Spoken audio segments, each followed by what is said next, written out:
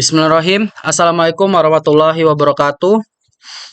Innal hamdalillah nahmaduhu wa nasta'inuhu wa nastaghfiruh wa na'udzu billahi min syururi anfusina wa min sayyiati a'malina. May yahdihillahu fala mudhillalah wa may yudhlilhu fala hadiyalah. Di sini kami akan mempresentasikan analisa bisnis kami dengan bisnis yaitu Jurukin Aja. Sebelumnya saya akan memperkenalkan diri dan beberapa tim kami, yaitu untuk saya sendiri yaitu Muhammad Fauzi Fahrudin Syah, yang kedua yaitu Muhammad Wildan, yang ketiga yaitu Ridwan Ali Salami.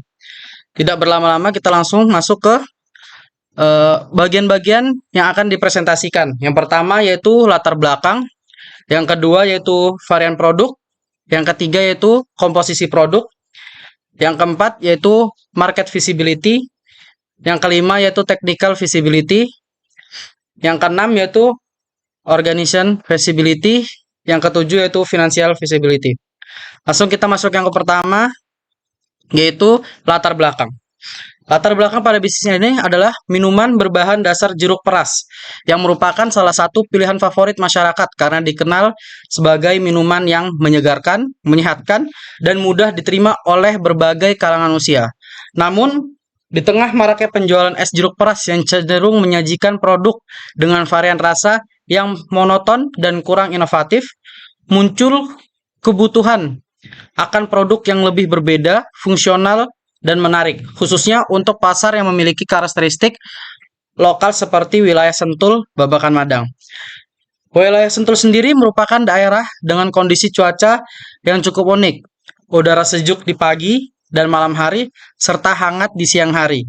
Di sisi lain, kawasan Sentul ini juga berkembang sebagai destinasi wisata dan bisnis, dengan banyaknya hotel, penginapan, dan beberapa lokasi wisata yang sering dikunjungi wisatawan domestik maupun mancanegara.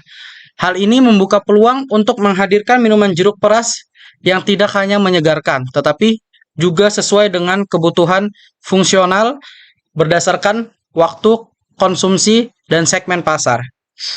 Dengan mengusung konsep minuman jeruk fungsional lokal yang berkelas namun tetap terjangkau, usaha kami diharapkan dapat mengisi celah pasar antara minuman tradisional yang sehat dan tren minuman yang modern dan kekinian. Selanjutnya yaitu varian produk dalam bisnis kami ada 3. Yang pertama yaitu jeruk madu jahe hangat, yang dimana untuk menghadirkan kehangatan dan manfaat kesehatan saat pagi dan malam hari. Yang kedua yaitu es jeruk selasi, pilihan menyegarkan untuk siang hari dengan tampilan menarik dan manfaat dari selasinya sendiri. Yang ketiga itu jeruk soda sparkling, inovasi kekinian untuk menyasar segmen anak muda dan wisatawan asing yang akrab dengan minuman karbonasi ringan. Selanjutnya, komposisi produk. Untuk jeruk madu jahe hangat, ada perasan jeruk, yang kedua yaitu rebusan jahe, yang ketiga yaitu madu, yang keempat yaitu air hangat. Untuk menu es jeruk selasi, yang pertama yaitu perasan jeruk, yang kedua es batu, yang ketiga selasi, yang keempat yaitu air gula aren. Ya, untuk menu yang ketiga yaitu jeruk soda sparkling. Yang pertama yaitu perasan jeruk, yang kedua yaitu soda tawar, yang ketiga yaitu air gula. Selanjutnya yaitu kita akan menganalisa TAM, SAM, dan SOM. Untuk TAM yaitu ada beberapa jumlah konsumen potensial atau jumlah yang bisa menjadi segmen pasar dalam sebuah produk. Untuk analisa pada TAM ini, kami mengambil acuan pada jumlah masyarakat di Kecamatan Babakan, Madang. Kenapa dengan jumlah masyarakat? Karena produk kami ini merupakan produk konsumsi yang bisa dinikmati oleh semua golongan baik tua, remaja, hingga anak-anak. Di samping ini, kami telah mengambil data jumlah penduduk pada akhir tahun 2023 yang disajikan dari laman bps.go.id langsung dengan angka 121.972 jiwa penduduk yang terdata di Kecamatan Babakan Madang pada akhir tahun 2023. Kenapa kami mengambil tahun 2003?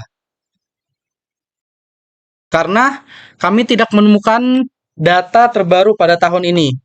Untuk mempertajam analisis kami, asumsikan pertumbuhan masyarakat per tahunnya itu sebesar 2% dan kematiannya 1%. Nah, ini dari asumsi kami pada tahun 2024. Jumlah penduduk sekitar 123.167. Dan pada tahun 2005 dengan asumsi yang sama yaitu sekitar 124.552. Nah, inilah angka TAM pada analisis kami.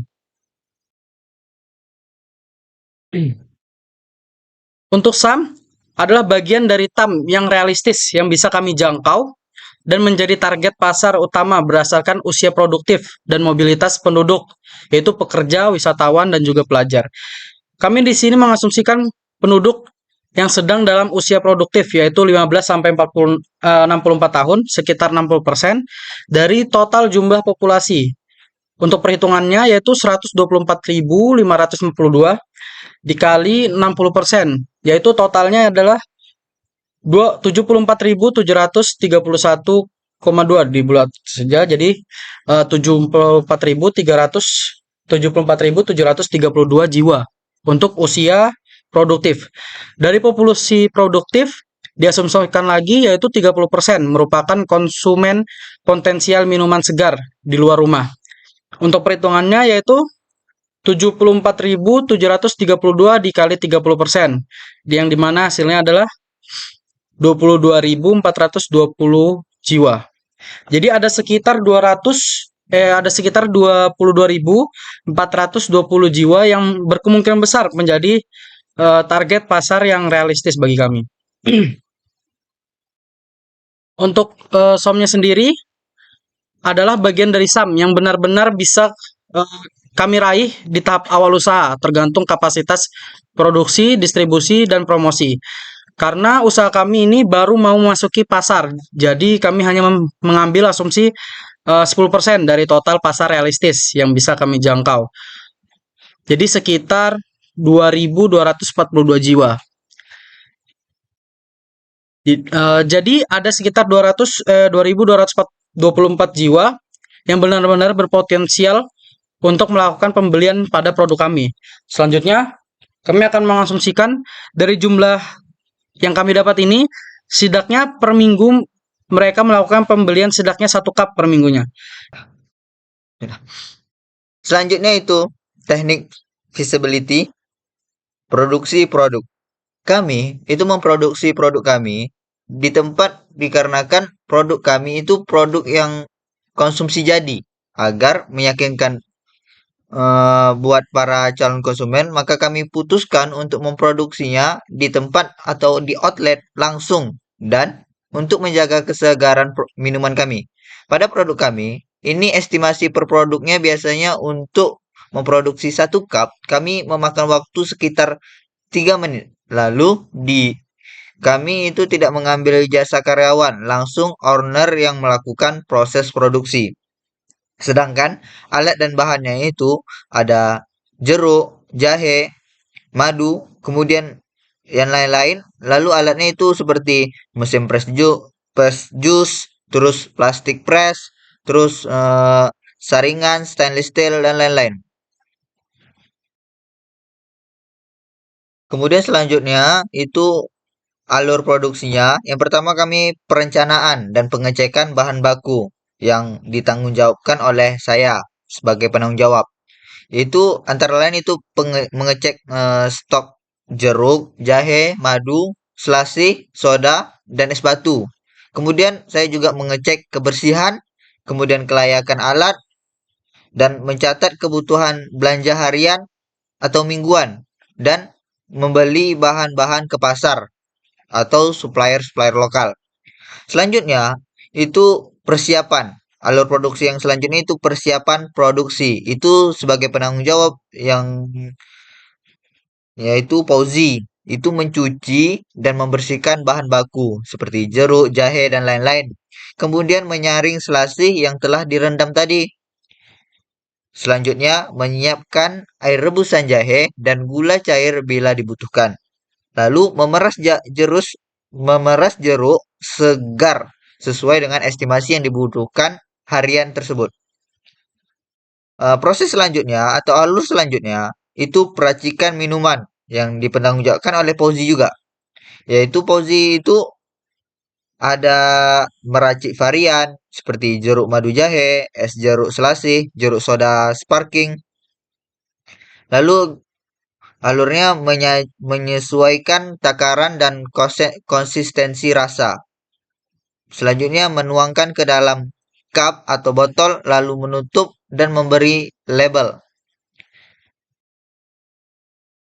Kemudian alur yang keempat itu penjualan dan pelayanan konsumen itu ditanggungjawabkan atau penanggung jawabnya oleh Ridwan. Apa saja kerja Ridwan? Yang pertama itu menerima dan mencatat pesanan offline dan online. Kemudian menyajikan langsung ke pelanggan atau menyiapkan untuk dibawa. Selanjutnya, menjawab pertanyaan pelanggan dan melakukan upselling dan menerima pembayaran cash ataupun QRIS. Alur kelima itu pencatatan dan evaluasi harian. Penanggung jawabnya itu semua tim yang termasuk Ridwan, Wildan, dan Fauzi itu mencatat jumlah produk terjual dan bahan yang terpakai. Kemudian menghitung omset harian dan biaya produksi. Selanjutnya itu membuat catatan bahan sisa dan yang perlu untuk dibeli kembali. Selanjutnya itu brief dan evaluasi singkat tim. Kemudian itu organization visibility. Pada usaha Jerukin aja, ini memiliki 3 owner yaitu saya, Fauzi, dan juga Ridwan.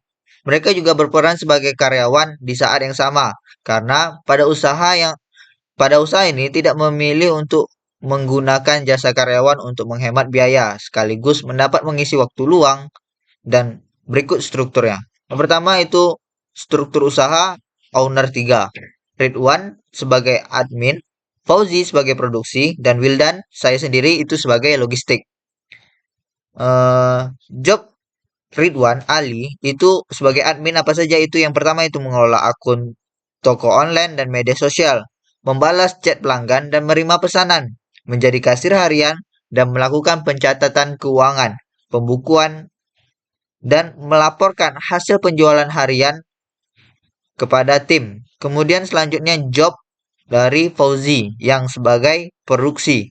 Yang pertama itu bertanggung jawab atas keseluruhan proses produksi minuman. Jeruk peras, meracik madu, jahe, selasi, dan soda. Persiapan bahan dan perlengkapan minuman. Dan menjaga standar rasa dan kebersihan produk. Sedangkan saya sendiri itu sebagai logistik, job saya yang bertugas untuk memastikan ketersediaan bahan baku dan alat produksi, membeli bahan setiap hari ya dan mingguan. Kemudian apa saja yang dibeli itu seperti jahe, jeruk, madu, dan selasih, lalu yang lain-lain. Kemudian mengatur penyimpanan alat dan bahan. Selanjutnya menjadi PIC saat ada kerusakan alat atau kebutuhan tambahan. Kemudian itu keterangan harga HPP dari masing-masing produk. HPP keterangan harga yang pertama itu bahannya seperti jeruk medan, jahe, madu, selasih, dan lain-lain. Itu ada per kilogramnya. Kemudian HPP dari masing-masing produk itu seperti HPP jeruk, jahe. HPP jeruk jahe peras itu yang pertama itu ada sebagai total cost dari HPP jeruk jahe itu 975.714. Lalu total cost per unit, harga jual per unit itu 15.000. Harga jual per unit 15.000, sedangkan total cost itu per unit 9.700. Harga jual per unitnya itu 1.000. Harga jual all unitnya itu 1.500.000. HPP jeruk selasih total costnya itu 1.145.000. Total cost per unitnya itu 10.450. Harga jual per unitnya itu 15.000. Harga jual all unitnya itu 1.500.000. Sedangkan HPP jeruk soda itu total costnya 908.000. Total cost per unitnya itu 9.080 rupiah. Kemudian harga jual per unitnya itu 15.000. Harga jual all unitnya itu 1.500.000. Baik, selanjutnya di sini saya akan menjelaskan mengenai financial visibility. Nah, jadi di sini ada rincian modal awal yang diperlukan, yaitu gerobak penjualan, mesin press jus, banner menu, sewa tempat, plastik, dan lain-lain. Nah, di sini kami mendapatkan angka dengan total modal awal usaha yang diperlukan, ini 6.843.000 rupiah. Selanjutnya, nah, di sini ada perhitungan BEP per produk. Di sini kami mengasumsikan untuk jumlah produksi 1.200 cup per bulannya. Nah, per menu itu dibagi jadi 400 cup. Nah, di sini kami mendapatkan BEP-nya yaitu 856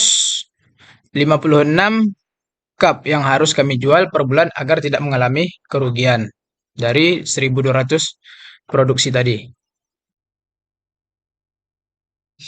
Nah, pada survei UMKM produk, kami melakukan survei pada UMKM produk Alpukat Kocok. Ya, ini pada hari Selasa, tepatnya tanggal 24 Juni 2025. Tim kami melakukan survei lapangan di daerah di mana kami merencanakan membuka outlet kami. Di sini kami melakukan survei pada sebuah UMKM yang masih sejalan dengan bisnis usaha yang akan kami buka ke depannya. Di sini yang kami wawancara adalah UMKM produk minuman Alpukat Kocok, dan kami melakukan beberapa wawancara berikut dokumentasinya. Nah, untuk harga gerobak penjualan seperti yang dimiliki oleh UMKM tersebut, ia menyebutkan di harga 3 sampai 4 jutaan sudah bisa mempunyai gerobak seperti ini, ucap pelaku UMKM tersebut. Nah, selanjutnya juga ada survei tentang alat mesin press jus ini. Pelaku UMKM mengatakan harga mesin ini kisaran 900.000 sampai 1 juta, 1,2 jutaan lah, ucap pelaku UMKM tersebut. Selanjutnya ada harga cetak menu banner yang kami tanyakan juga. Nah, pelaku UMKM mengatakan paling mahal untuk banner seperti ini nih, atau banner menu seperti ini, yaitu dengan angka 100.000 rupiah. Dan juga tidak lupa untuk harga sewa tempat per bulannya, kami menanyakan juga pada UMKM tersebut. Untuk harga sewa tempat, beliau mengatakan ada standarnya. Misalnya sekelas UMKM gerobak seperti ini, biasanya dikenakan biaya sewa tempat 1 juta per bulannya. Kalau untuk yang punya toko seperti bangunan memang benar bangunan asli seperti ruko, itu biasanya untuk biayanya beda lagi. Nah, mungkin ini saja hasil analisis kami pada kesempatan kali ini. Lebih dan kurang kami mohon maaf. Wassalamualaikum warahmatullahi wabarakatuh.